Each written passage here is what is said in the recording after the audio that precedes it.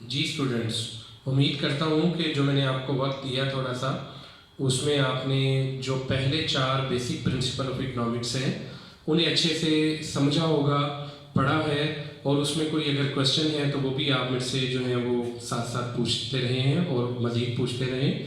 अब हम इस 10 प्रिंसिपल ऑफ इकोनॉमिक्स के सेकंड फेज पर चलते हैं and we move to the second condition, how people interact with each other and take decision. सबसे पहले हमने इंडिविजुअल सोसाइटी के जो डिसीजन है उन्हें डिस्कस किया था कि एज एन इंडिविजुअल सोसाइटी में डिसीजन लेने के लिए कौन से प्रिंसिपल्स को समझना ज़रूरी है। अब ये जो 3 प्रिंसिपल है, पहला लिखा है trade can make everyone better of. तमाम बच्चे ज़रा एक बार इसे देख लें, trade can make everyone better of. और अगर आप इसको साथ साथ नोट कर लेंगे तो आपको याद करने में भी आसानी होगी। Number 6, markets are usually a good way to organize economic activities. Number 7, government can sometimes improve market outcomes. ये 3 बेसिक प्रिंसिपल हैं जो how people interact with each other के लिए जरूरी है। let us now discuss these 3 principle one by one, और हम इसमें देखते हैं कि इनको किस तरह जो है वो हमारे डिसीजन मेकिंग के लिए हेल्पफुल हो सकते हैं। तो बच्चों, सबसे पहला जो हमारे पास प्रिंसिपल है, trade can make everyone better of. Definition या कुछ इसको एक्सप्लेन करने के लिए देखें, हम कुछ जो है वो एग्जांपल्स भी देखेंगे। Trade allows each person to specialise in the activities he or she does best and to enjoy a variety of goods and services at lower cost. देखिए बच्चों, अगर हम एक सोसाइटी की बात करते हैं तो सोसाइटी में कोई भी इंडिविजुअल अकेले नहीं रह सकता। अगर वो अकेले रहना चाहता है तो उसे अपने लिए कपड़े भी खुद बनाना होंगे, उसे अपने लिए गंदम भी खुद उगाना होगी, उसे अपने लिए तिजारत भी खुद करना होगी, उसे अपने लिए खाने की चीज़ें भी खुद बनाना होगी, उसे इवन जूते भी खुद बनाने पड़ेंगे। Being in a society he has to trade, उसे तिजारत करना है। और यही वर्ड जब हम एज ए होल सोसाइटी से निकलकर कंट्री लेवल तक लेकर जाते हैं तो एक कंट्री को दूसरी कंट्री के साथ भी तिजारत करना होती है। और तिजारत करने का असूल ये है कि हर शख्स अपनी चीज़ में, अपनी प्रोडक्शन में स्पेशलाइजेशन कर ले, एक्सपर्टाइजेशन कर ले, महारत हासिल कर ले और उसकी मदद से वो चीज़ को प्रोड्यूस करे जिसमें उसे महारत है और उसकी कॉस्ट को कम से कम करे।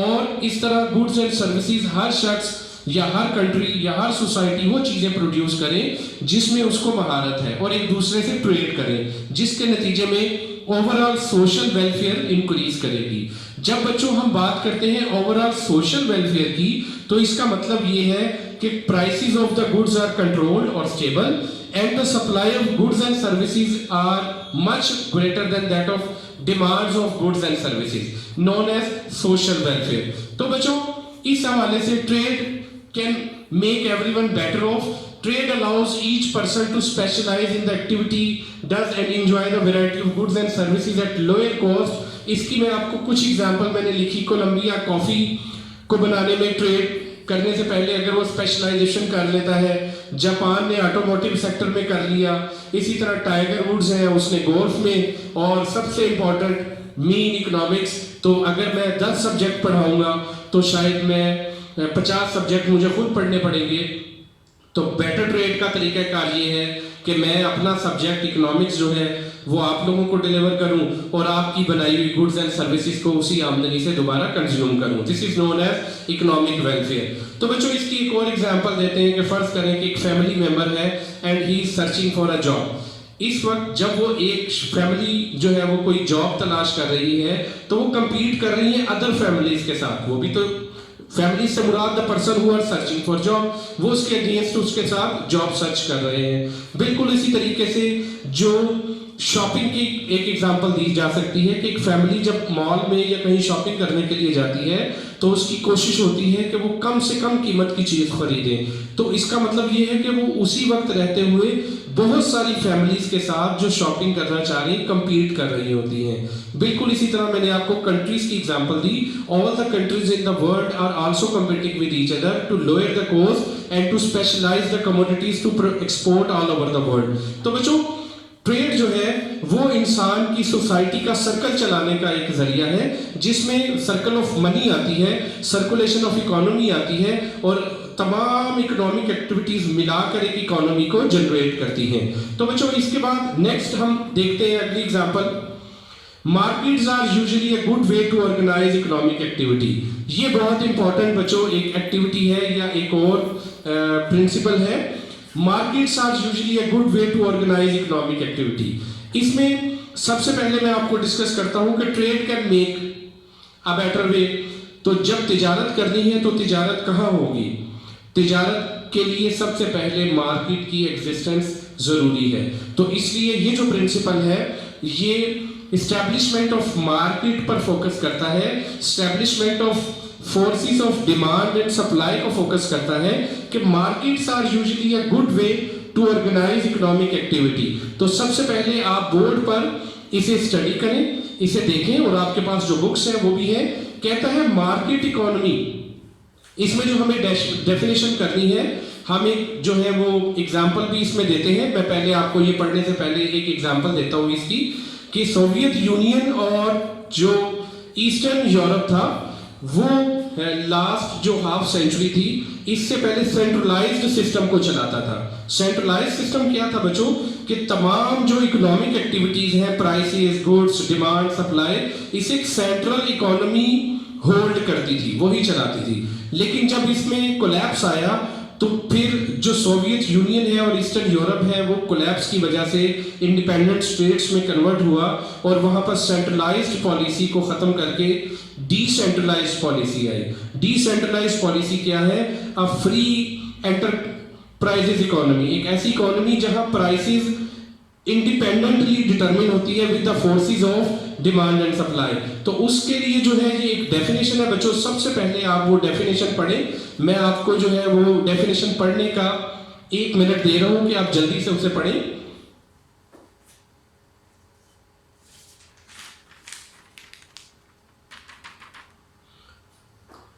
तो देखिए बच्चों, मैंने आपको थोड़ा सा जो है वो इस हवाले से बताया economy that allocates resources through the decentralized decision of many. अब आपको डिसेंट्रलाइज्ड डिसीजन समझ आए?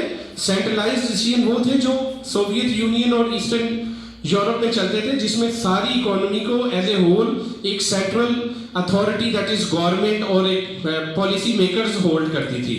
उसको खत्म किया और डिसेंट्रलाइज्ड डिसीजन कर पाए।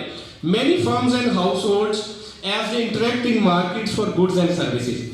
उसमें एक और चीज आई, प्राइसेस एंड सेल्फ वो इंटर्ड गाइडेड द डिसीजन, यानी गुड्स एंड सर्विसेज की प्रोडक्शन हर फर्म अपनी मर्जी से करता था और वो मार्केट में जो है वो सप्लाई प्रोवाइड करता था और उसकी डिमांड के मुताबिक उसकी प्राइसेस डिसाइड होती थी। This is known as decentralized policy. लेकिन बच्चों, इस डिसेंट्रलाइज्ड पॉलिसी के कुछ बेनिफिट्स भी हैं और कुछ नुकसान भी हैं। एक प्रॉब्लम मैंने लिखी, problem of social welfare ignored still a good practice. तो सबसे पहली जो इसमें इशू आया वो आया सोशल वेलफेयर का। जब सेंट्रलाइज्ड सिस्टम था तो गवर्नमेंट जो भी डिसीजन लेती थी वो एक एज ए होल इकोनॉमी की सोशल वेलफेयर को फोकस करती थी। लेकिन डिसेंट्रलाइजेशन पॉलिसी में सोशल वेलफेयर, सोशल इंटरेस्ट जो है वो खत्म हो जाता है, क्योंकि हर फर्म अपने प्रॉफिट को मैक्सिमाइज करना चाहती है। तो वो जो कॉस्ट ऑफ वेलफेयर है वो गिर जाती है, वो डाउन कर जाती है। उसके लिए जो है पोल्यूशन इतना बड़ा मैटर नहीं होगा जितना प्रॉफिट अर्निंग है। उसके लिए सेल्फ लेबर की जो एफर्ट्स हैं उसकी लाइफ स्टैंडर्ड जो है वो इतना मैटर नहीं करता जितना उसके लिए उसका काम करना जरूरी है। तो बच्चों, ये एक इशू था, लेकिन फिर भी एज ए होल अगर हम देखते हैं तो डिसेंट्रलाइजेशन पॉलिसी ने फ्री जो इंटरप्रेन्योरशिप का जो एक कॉन्सेप्ट दिया, जिसमें एक फ्री मार्केट का जो है वो कॉन्सेप्ट आया, वो बहुत रोल प्ले किया और उसने जो है वो कंट्री को स्टैब्लिश किया। अब उसमें एक चीज और थी बच्चों, इसी तरह 1776 में जो inquiry into the nature and economics की जो बुक थी एडम स्मिथ की, वेल्थ ऑफ नेशन के हवाले से जो बुक आपने शायद उसका सुना हो पहले भी 76 में, तो उस किताब में भी एडम स्मिथ जो है वो प्राइसेस को होल्ड करने का या प्राइसेस की मार्केट का जो उन्होंने कॉन्सेप्ट इंट्रोड्यूस करवाया वो यही था कि किस तरह मार्केट में डिमांड एंड सप्लाई फोर्सेस एक दूसरे पर फ्रीली इंटरेक्ट करती हैं और प्राइसेस को जो है वो मार्केट में एस्टैब्लिश करती हैं, ना कि वो सिस्टम जिसमें पहले से बनी बनाई प्राइसेस को मार्केट में जो है वो इंट्रोड्यूस करवाया जाए। तो ये वो एक कॉन्सेप्ट है जो शो करता है markets are usually a good way to organize economic activities. और मार्केट में हमने पढ़ा कि किस तरह मार्केट में जो है वो तमाम फोर्सेस प्राइसेस को सेटल करने के लिए, गुड्स की डिमांड और सप्लाई को सेटल करने के लिए, वेजेस को सेटल करने के लिए और इस तरह के दूसरे रेंट को सेटल करने के लिए और गवर्नमेंट की पॉलिसीज को, टैक्सेस को कंट्रोल करने के लिए या इस तरह के दूसरे जो मोनोपोलीज हैं उनको खत्म करने के लिए रोल प्ले करती हैं। अब हम मूव करते हैं बच्चों नंबर 7 पर, आप वो भी देखें।